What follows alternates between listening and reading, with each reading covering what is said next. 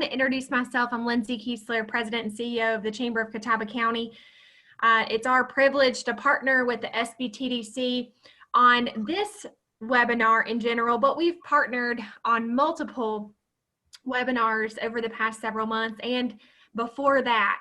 So we're so grateful to have such a valuable entrepreneurial asset resource partner in this community, the Small Business Technology and Development Center.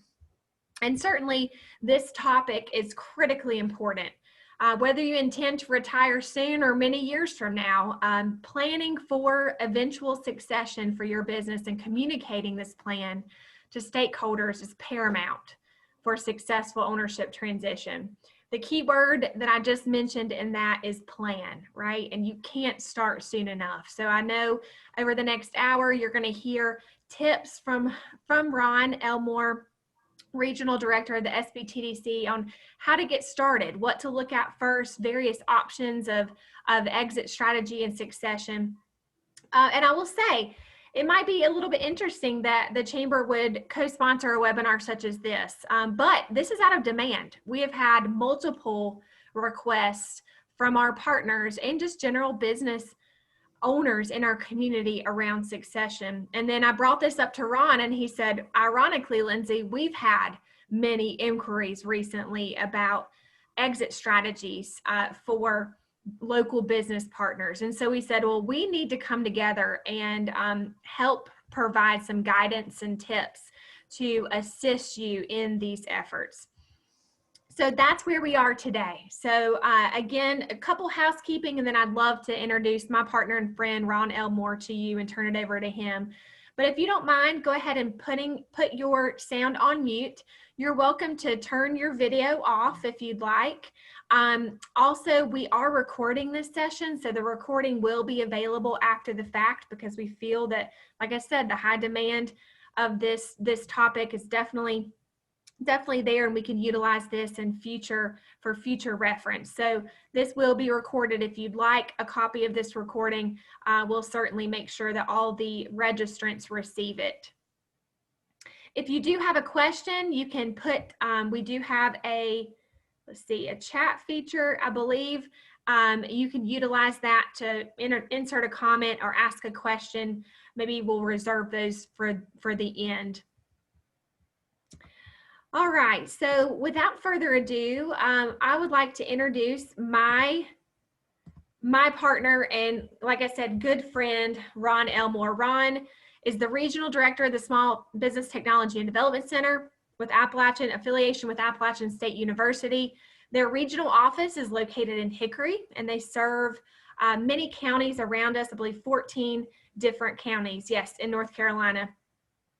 Just a little bit of background on Ron so you know who you're hearing from today. Ron has a bachelor's and master's with honors from Indiana University. His previous two careers, he spent 32 years in the software industry. He managed teams that are consulting, selling, installing, and supporting Fortune 300 companies and government agencies with large enterprise software systems. He had offices in Silicon Valley with two companies, two funded by venture capital firms, resulted in 3 different exits, the last exit being in 2004. Following that, he worked for Milestone Partners. He was a partner for Milestone Partners located in Charlotte and other multiple communities. It's a private equity and investment banking firm. And then finally, in October of 2015, he joined the SBTDC as a senior general business counselor. They focus on mid-sized companies. He was awarded the Executive Director's Award of Excellence in November of 2017 and was promoted to Regional Director in 2019. He has recruited a team of 6 excellent business consultants. They cover 14 counties in North Carolina, as I mentioned, and he reports directly to the Vice Chancellor and Chief of Staff at Appalachian State. So without further ado, I'd love to turn it over to Ron Elmore. Thanks, Ron. Thank you, Lindsay. And as you said, and I'll say, great partnership with the Chamber of Catawba County. And our passion and the Chamber's passion is the same, is bringing resources to business owners to help them be successful. And so I look forward to, this is a topic you just don't get very often. So I hope you find it productive in the next hour. We're going to walk you through some steps that if you are a business owner and you're in some stage of COVID impact, that we have some options and some resources that can help you through this. But we're going to take it from a different perspective. But before we do that, let me reintroduce to, as Lindsay said, what we do here at SBTDC. That's our motto. We privately help businesses grow. We increase sales. We help folks. We have great consultants. We can help you increase sales and profitability, which is a big topic of today. We can, for free, give you a financial analysis of your company versus your peers. With the tools and the expertise that we have. We can assist you with valuations of your company, which also come up today as part of value in your business, strategic planning, growth implementation. Do you need to raise capital now, or debt or equity or mergers, or you want to merge or look for acquisitions? A variety of ways to grow. We can help you with all of that. And of course, we're here to talk about exit strategies and wealth creation coaching in this entity that you own and run. We're very good at raising capital, not just from banks, but about any source of capital, because we have a methodology that really works to attract that capital. No shortage of money, just a shortage of structure to attract the money. We're also very good on the personnel side, tools and such to help you with assess some of your personnel and restructure, refinancing. We have a full-time intellectual property consultant on our team here in these counties that can help us with intellectual property licensing. We're very big on advising that privately held business owners have a board of advisors. So we can also assist you with that. I personally sit on 6 in this territory, and they were all recommended by us that you really have a board of advisors, and as a result, the companies have greatly improved, as a result. Again, as Lindsay said, we also leverage best of breed resources. We look for the best accountants, the best marketing people, the best resources that we think could help you, grow your business as well. So with that, we have a full-time research analyst that can also help you in this time of COVID and looking at new directions as to getting you data, reliable data that you can make decisions on. Good news, as Lindsay often says in our meetings, there's no charge for this. So it's all confidential, paid for by your tax dollars with the Small Business Administration, matched by the state of North Carolina. Associated in our case with Appalachian State, but every one of our offices in the state of North Carolina with about 80 consultants are all associated with one of the university system, one of the universities. So with that, we look forward to bringing the topic of today. We're going to go pretty quick because it's a lot to cover, but this is really to tee up that this resource is available to you in the community. And we spend our time, our consultants' time in normal times, non-COVID times. We would be in your plant, in your offices, in walking through and seeing you there, working with you there. And of course, most recently, we're working with clients 3 and 4 Zoom meetings a day on these same topics. So with that, let's dive into this. First of all, let's be clear about the importance of small businesses, sometimes called SMEs by some of the private equity guys or whatever, small, medium enterprises, right? First of all, how many are there? 3.7 billion, according to the SBA website, 3.7 million businesses, creating 1.5 million jobs. So 64% of all the new jobs that you hear, and especially political times now, are created through these businesses, right? So again, massively important to the economy, and that's why we exist. We're out here to help grow that economy. 90% of these they represent, if you listed all the companies in the United States, 90% of them are these small businesses, right? It's, you know, Bank of America and Boeing, et cetera, of course. But again, these are the drivers of economic growth. Why start one? The survey was just done recently to ask that question of thousands of business owners. And the number one answer, 55% of them at least, said it was for financial freedom. And that's what we're here to talk about today, is what has happened to your wealth in this COVID environment and the wealth associated 100% with your particular company's value. So again, that's the motivation. The recent impact for COVID is that 31% of these companies are not even operational. Maybe that will change recently with the governor's mandates coming out or allowing other industries to open. But again, the remaining of these have adapted to the new reality, and that's what we're talking about today.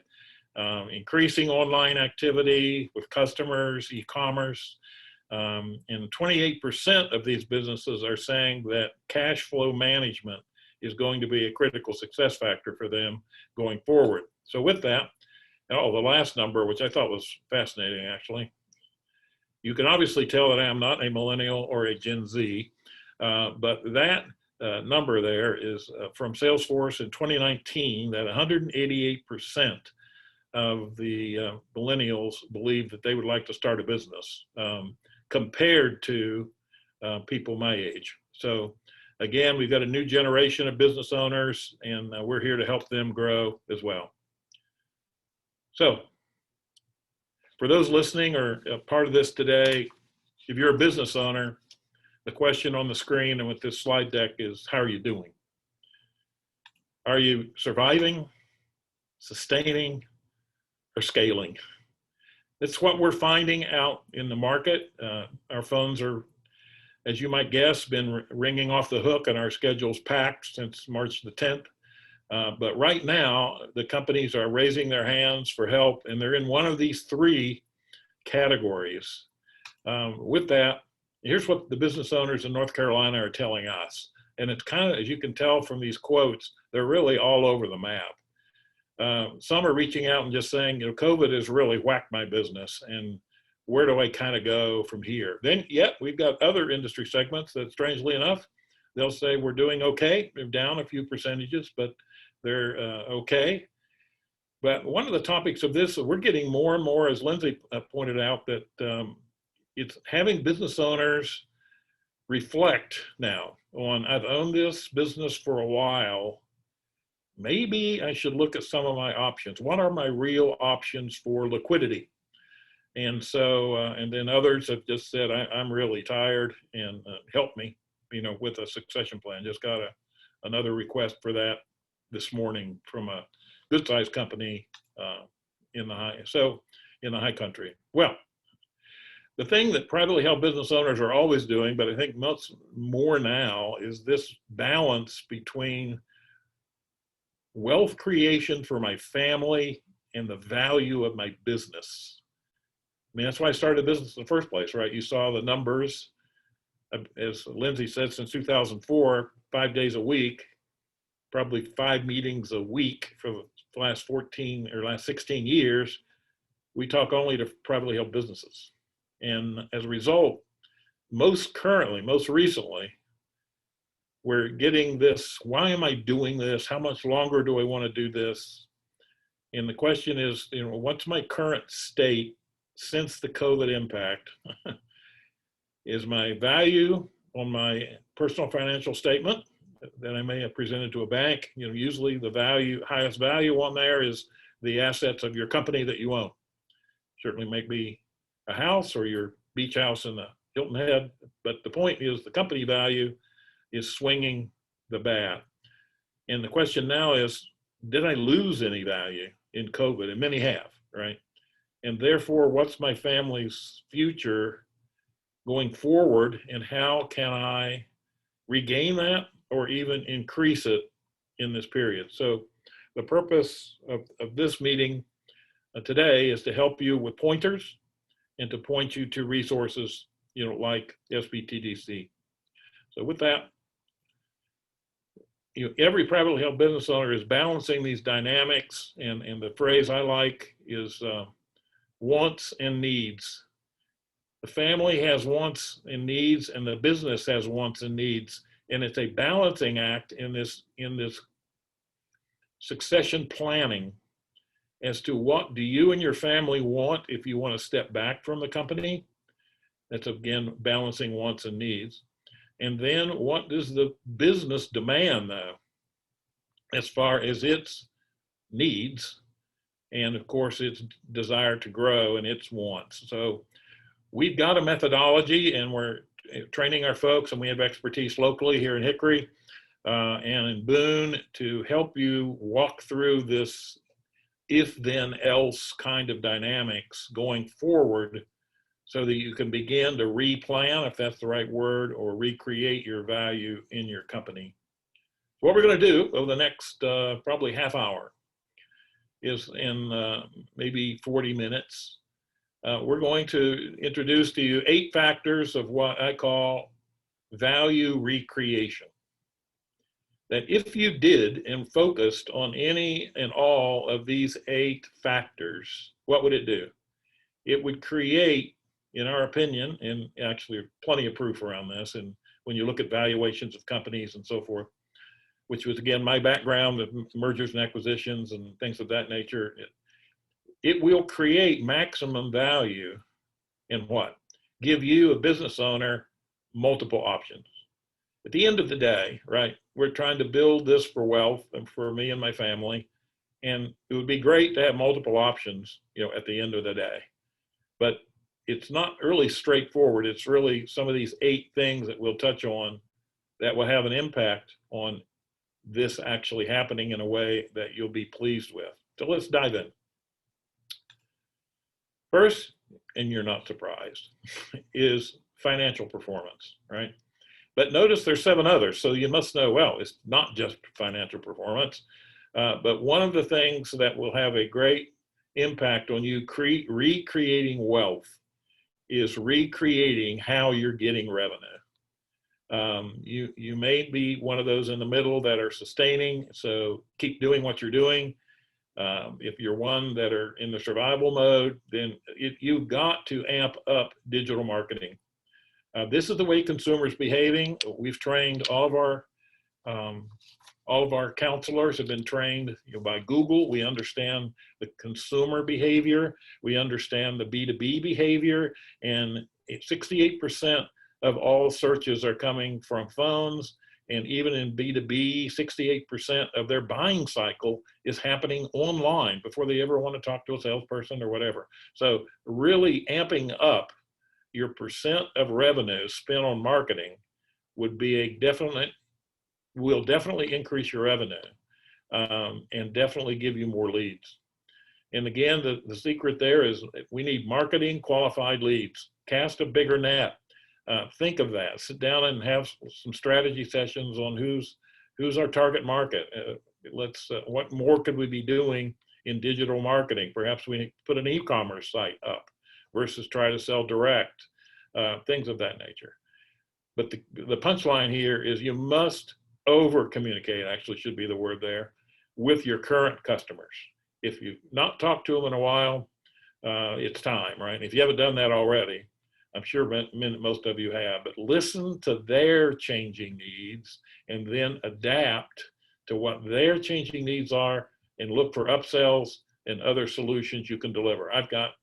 We've got plenty of examples in our 14 counties of manufacturing plants that have completely reconfigured themselves, delivering brand new product that they never had in March, but are being sold now in June, July, August, of this year. So this is it's key to what you have. One example, a huge example, in Gaston County, where 400-person plant is completely reconfigured from doing upholstery to doing medical gowns, right? And it's rocking. And so those are dramatic examples, but perhaps you have a smaller company. But again, how could you adjust, to this? The other we've got to look at and need simultaneously is profit margin. communicate and review all your major vendor agreements and to renegotiate and improve payment terms. You may say, well, how am I going to do that?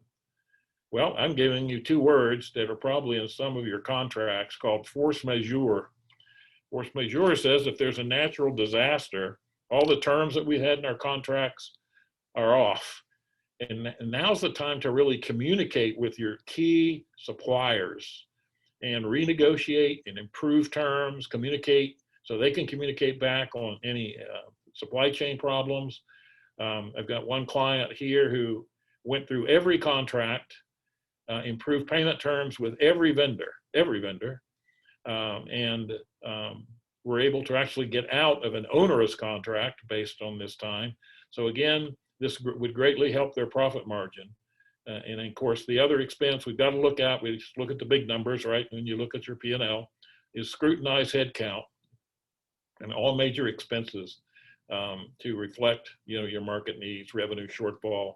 And I know it's a balancing act between this revenue and expense, but it's really micromanaging at this point. I know you're doing that. And lastly on this, and this is a hot button of mine, and it was and still is, as my team knows, the condition of your books has become critical. We have, in the last 4 months, we have helped clients facilitate capital through PPP, COVID, et cetera. We have done 3 years worth of capital raising, and here we are in end of August or September 1st. Why? Because in the people that did not get capital was sometimes the condition of their books were not in a shape that anyone would loan them anything. So it's very crucial that look at the condition of your books, both current and historical, side by side. And if you need help in bookkeeping and things of that nature, we have some resources for that. We can suggest resources for that, but this will really pay you a major dividends going forward to clean up the books. They're understandable by anyone who doesn't know you. Financial reporting is critical. We're not covering each one of these, but the point I'm making here is financial performance. If you need capital in these period, and a lot of people do as they're coming out of this, the question is, are your financials understandable, right? If you sell multiple products, is it revenue by product line, right?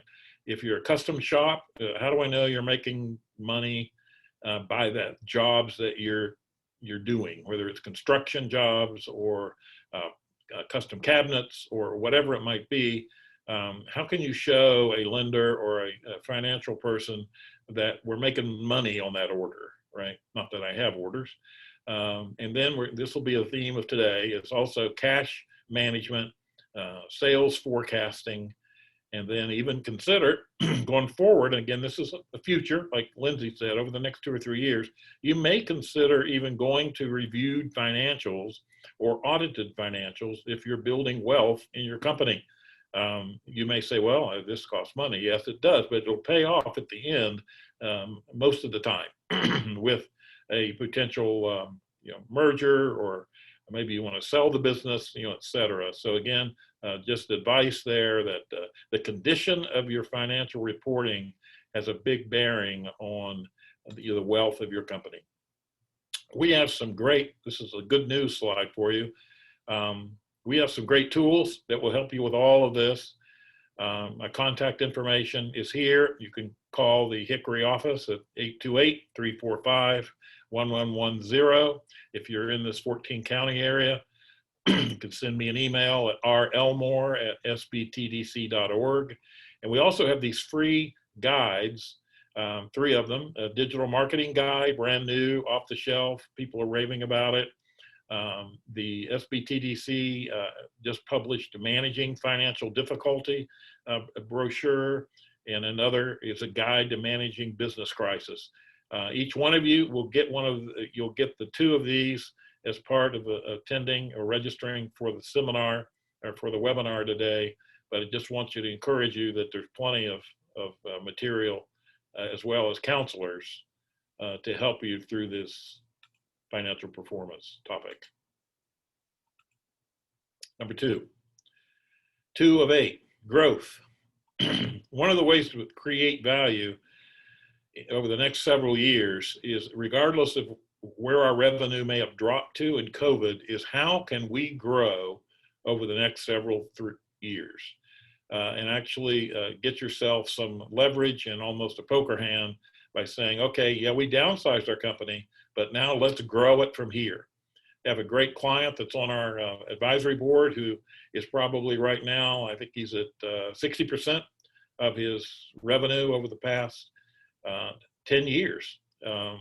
And he's downsized, he's got the profitability, and they're working hard to start growing that revenue back up, and therefore creating a future in his wealth creation, goals.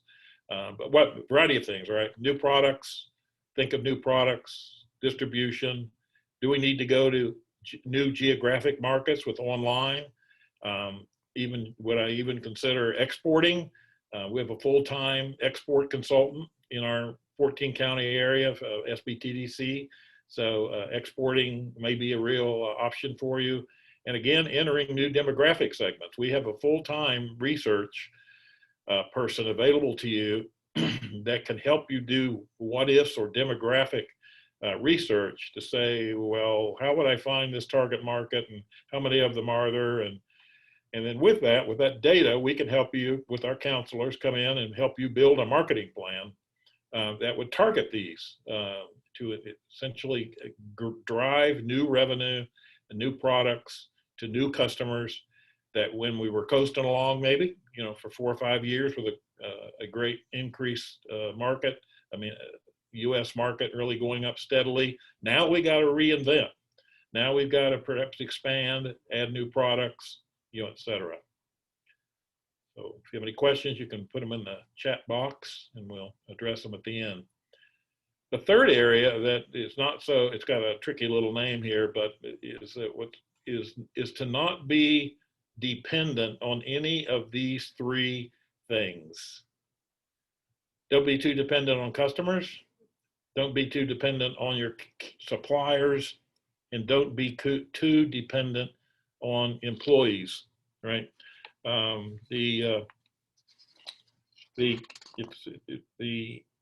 If we're obsessed, we should be obsessed by making sure our business is independent of any one customer. We have a client in our territory that's been in business 30 years, does a lot of revenue, and has hundreds of people working for them, and they have 6 customers. And right now, we wish we had more customers but again, it was working for years, but you can't really have too many customers, and you don't want to be dependent. If you have one customer that makes up more than 15% of your revenue, heads up, right? This could really impact your business if their projects go away or things of this nature. But again, suppliers are the same.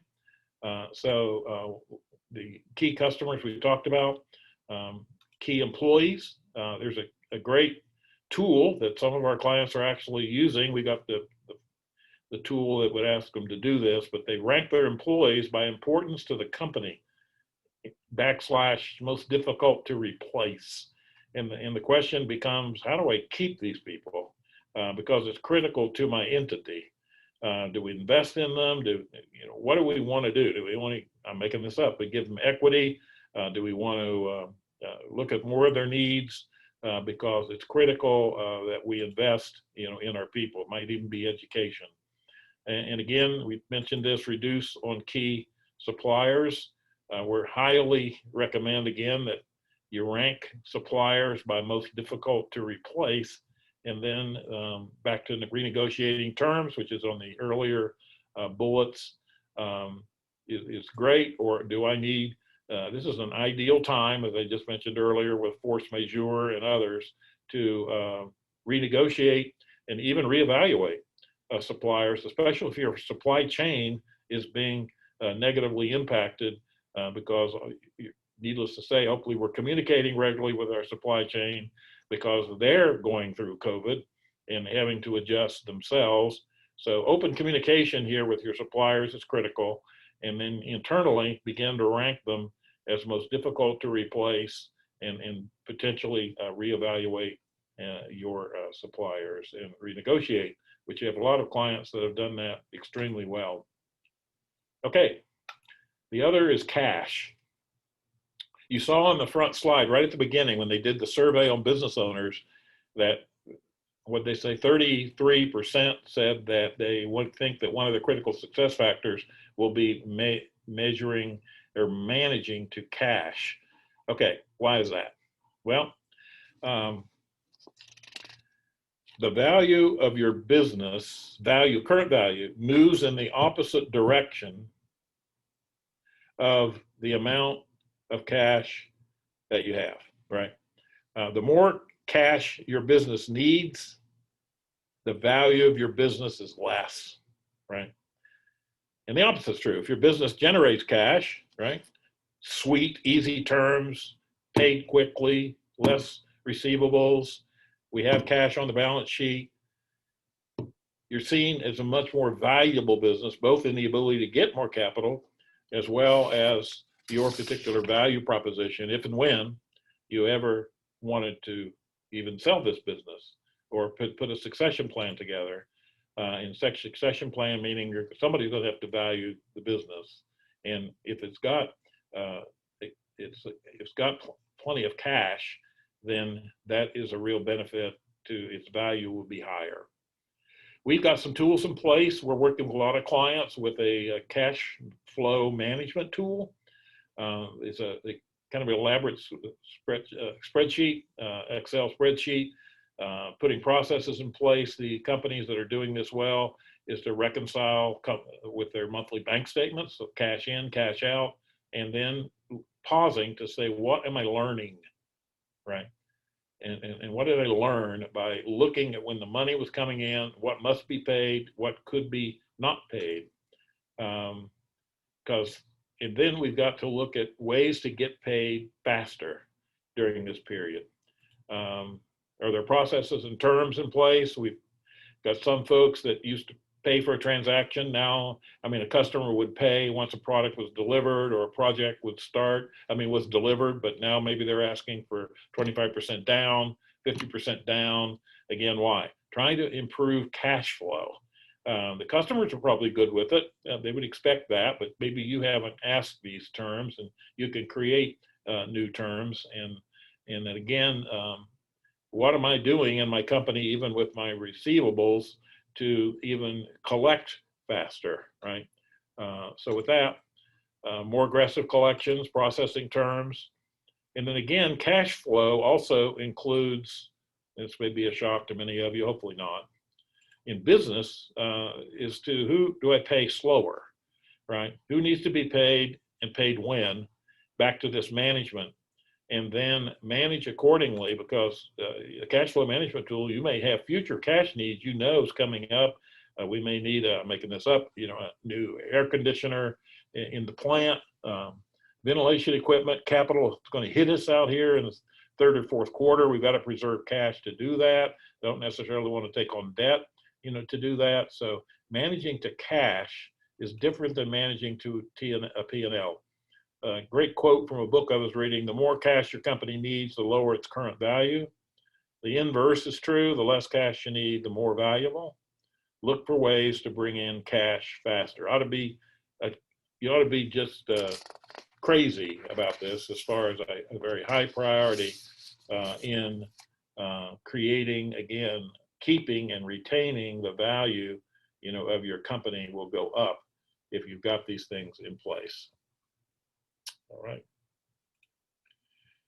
Going on then.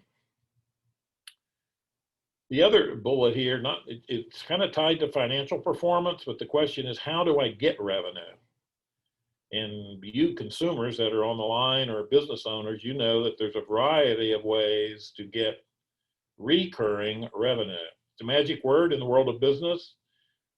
If I go in to evaluate your company and look at its value, and I know that the next deal isn't going to happen until somebody actually does it, call that transaction business, makes me nervous, because if you leave, I'm not sure those transactions will keep coming in. But if there are things that are on this slide, like multi-year contracts or contracts in general, even the smallest business, you know, I'm coaching on, you have an agreement with your customer to do X and they pay you Y. And if you got a multi-year incentive, that would be good. That makes me feel better and creates more value in your company and more predictable revenue. The other, as you know, if you're consumers, you know, there's a big thing out there. I would like you to be on my subscription and it will automatically renew. Again, how could you do this in your business to create auto renewal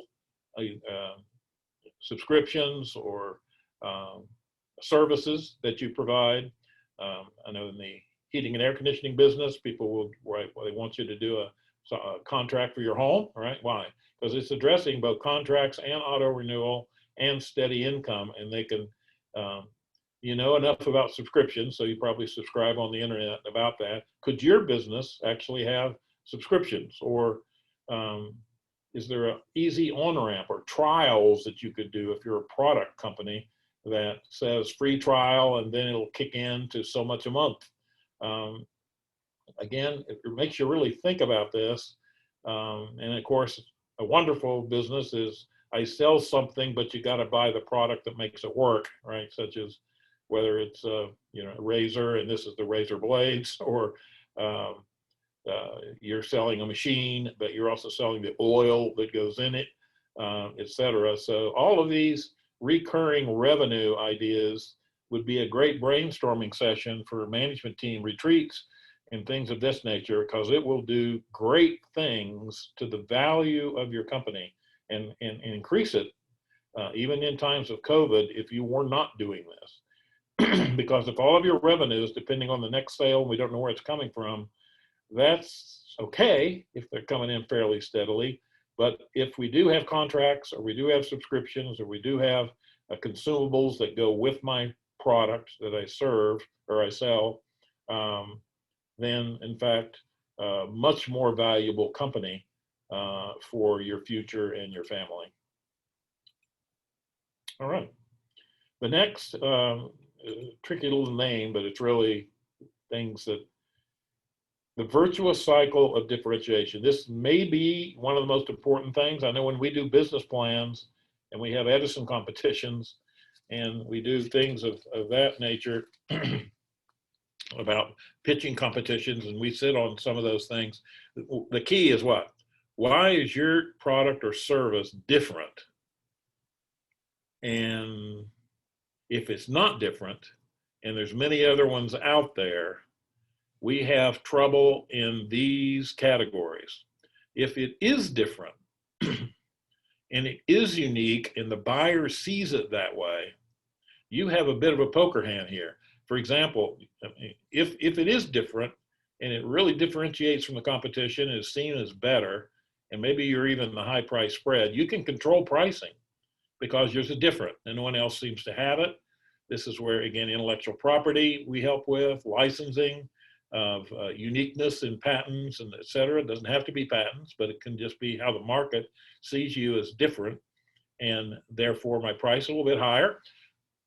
My margins, therefore, are higher. And what does that do? I like this chart because it cycles back these higher profits into what? More marketing to show, again, how different I am, right? So it's a cycle that's very positive, but it takes a good amount of it has, the consumer will tell you if it's different, and it takes a good amount of thinking and R&D and development to get this. Easy to say, right? These words, create a better mousetrap, but the key could be a marketing strategy, something that makes you different. And one of the best things that's worked for me in my career is, no surprise, right, is go out and talk to customers. One of the things we said earlier in this COVID world is over communicate with your customers. What are their needs? Listen to them. And we had a phrase in private equity I put on this slide: niches are riches. If you find your differentiator, then expand in that niche and just stick and keep mining the gold mine, so to speak. Because if you are different, then you have an opportunity to really leverage that and stay in the center lane and mine those opportunities. here's an example of something that you wouldn't have expected. I don't know how many of you are look at digital agencies or marketing firms, et cetera. But this young man, Scotty Shortley, decided, there's only about 25,000 digital agencies in the United States, and how in the heck am I going to be different?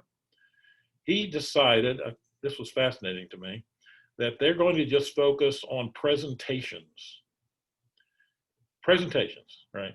They, rather than be a generic design shop, price competitive, how much can you put this marketing plan together for, they went into a vertical niche and just said, we're going to be the best at creating presentations. And the customers that they were able to get, Coke, Google, et cetera, because that's important, right? I mean, I'm going into a board meeting or I'm pitching to an investor or et cetera. What do I want? I want that great presentation.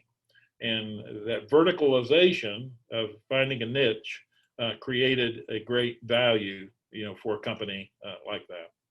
As we're heading down the home stretch of our 8,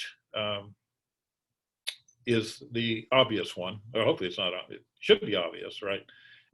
Are we reaching out to our customers and asking them how satisfied they are with our product or service? Do I even have a process in place?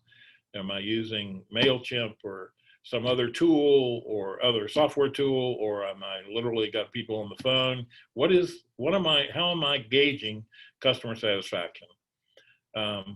Years ago, people smarter than me, came up with, there is a key score in the world of capitalism called the Net Promoter Score.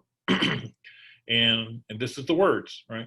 How many times have you heard this from a survey? On a scale of 0 to 10, how likely are you to recommend us to a friend or colleague?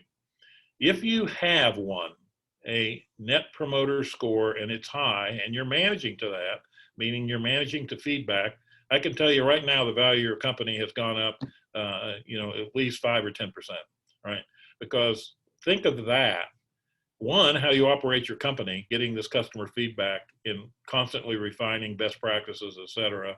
And 2, if in fact you wanted to have succession plans, things of that nature, and you pulled out your customer surveys from years and years that you've done them, and here are the scores, don't you believe that you have a bit of a poker hand?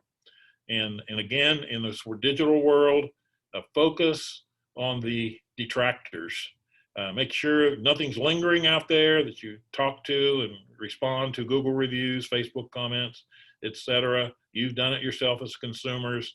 There are going to be a few people that will be detractors to any product or service, but you want to read the owner's or the company's response, and you as consumers can easily work past a negative review, but only if it's dealt with, by the company in a great manner, in a quick manner. So with that, this is a critical one.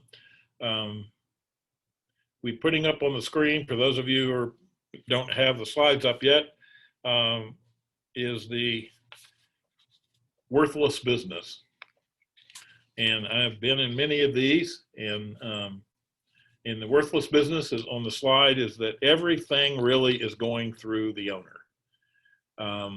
There are no processes, there's no delegation, there's no accountability, there's no measurements. It just goes through the owner. And unfortunately, if I were to place value on this, and I determined that this is really the way the company operates, then in fact, I would devalue, right, the asset going forward, other than, for example, one of our great poster childs in this is right here, a company in Hickory, where all processes are documented, training's done every Friday, everybody can articulate how they do things, why they do them, et cetera. And the litmus test, you'll like this, the litmus test was, could you go on vacation? This is the litmus test of this particular bullet, is can you go on vacation, and can you go on vacation for a month? And lo and behold, this client owner went on, 48 people reporting, and they went on vacation for a month, and never got one text or cell phone. Revenues had increased. They actually fired a customer by the time that she came back. But again, why? Because they were defined processes, responsibilities, etc. So again, don't fall. We call this the owner's trap. And again, this is one of the dilemmas, of owning a privately held business if you let it be a dilemma. But again, defining processes, roles and responsibilities is important. We even have, we could help you with exercises like this. What have I done in the last year to make my business less dependent? What am I doing? And set goals like that. What are 2 actions I can do in the next 90 days to make the business less dependent on you? And these are the kinds of tools that we would use in coaching to help you through any of these processes that we've gone through today. So owning a valuable business, which if it's been whacked by COVID, et cetera, and if it really gets the maximum value, here's the options that you have as a business owner. It's an awesome situation. I hope you can just see in less than 40 minutes the value of those 8 things. If they're being executed, look at the options that you really have. One of the best examples we have, excuse me, is we had a client down in Cleveland County, 60 employees, and he essentially called to say, I'm in a trap. And we've had several meetings. We've gone through some of this material even, and I've been working with him in sessions.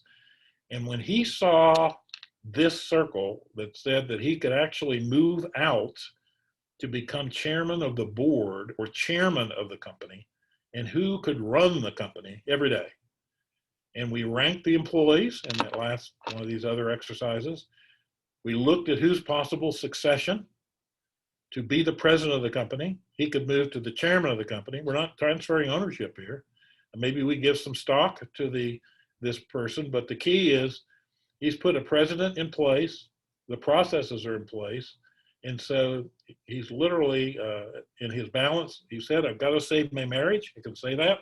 And the family and business were just bouncing into each other. And he's not even the same man now. He's moving to chairman, putting other in place, etc. And then he gives by him time as to say, what does he really want to do? He wants to scale it. That's an answer. But he also has options of either selling it or passing it down to one of these employees as a succession plan. So with that, in the final few minutes, we're going to talk about succession plans and tee you up as to who to contact and how we can help you with that. But this was a very recent survey, or very recent data, though the survey is this was from Greer Walker, one of the biggest accounting firms in North Carolina. National Bureau of Economic Research Family Business Alliance found that 43% of family businesses don't have a succession plan. And watch this. This is what we see right here. Yet 75% plan to pass their ownership to the next generation. The problem is, without luck, this isn't going to happen. Matter of fact, in many cases, not many cases, I'd say half of the cases, the next generation doesn't want the business. They've learned enough, know enough, got an education, whatever. So the question is, what is the succession plan, for that business?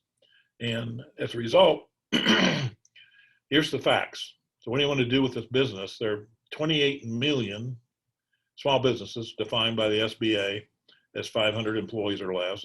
Baby boomers own 43% of these companies. That's my math, 12 million companies. About 7.2 million of these companies have or need a succession plan and will suddenly be put on the market. Leave Hickory, leave Catawba County. Who knows what they would do, right?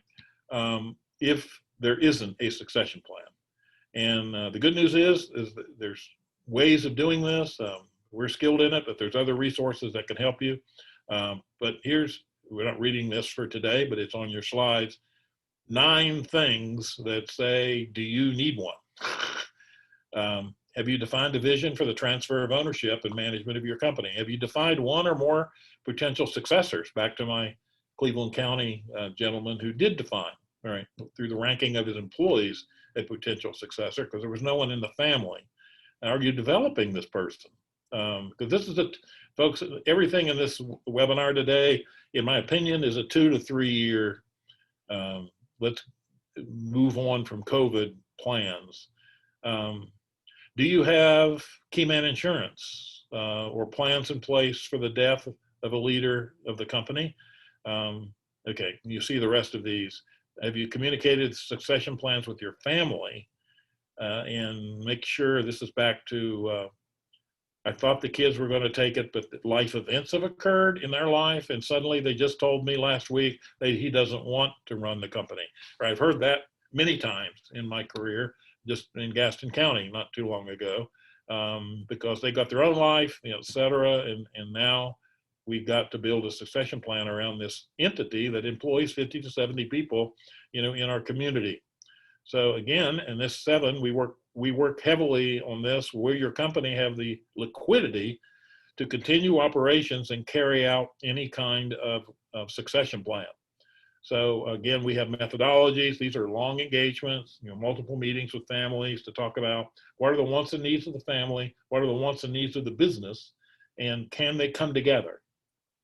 And then point them in the right direction with resources, with attorneys and things of that nature to help with that. So tax issues. This can get complicated. This slide is a picture of that because this is the welcome to businesses, right? This is a family business. And you've got all of these things. We've got non-family employees, family owner employees.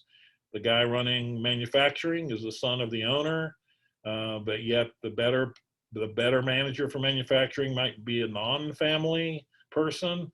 All of this, we're good at facilitating in meetings with you and your family members to come to some conclusions as to what are your realistic options in dealing with the business and the family dynamics in your company.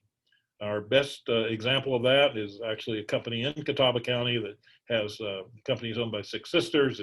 They got a family office. All this is documented very well. They have regular meetings, board meetings of the family, board meetings of the company, 2 different boards, right? All of which is written out, organized. Everybody knows what's happening. But again, this is really creates value in the company. So again, if your succession plan will go to the family, or can it go to an outside party?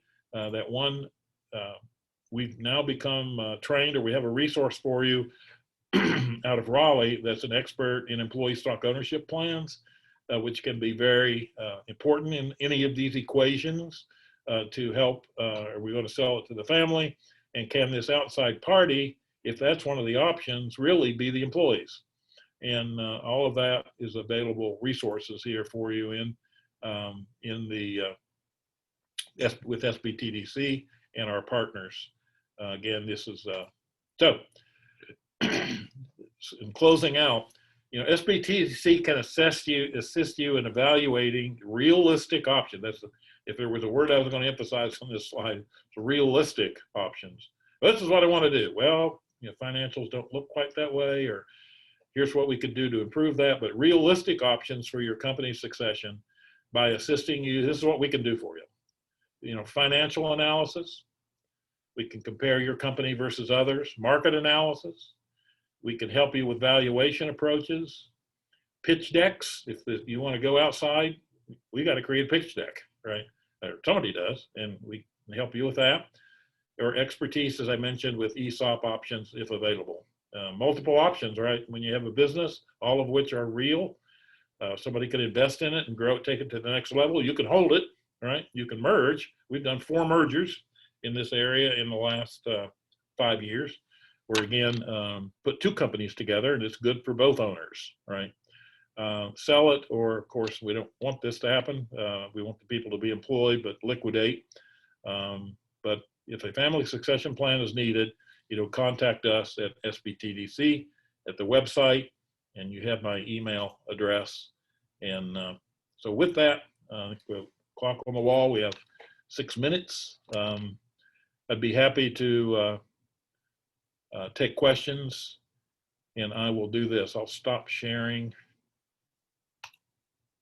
and see if there are any questions that you could even unmute if you wanted to, if you have any questions around any of this. We covered probably 3 weeks worth of stuff in an hour, but it's really just to tee up the fact that these resources are available, that we know what the questions are, and then we know where we could help you.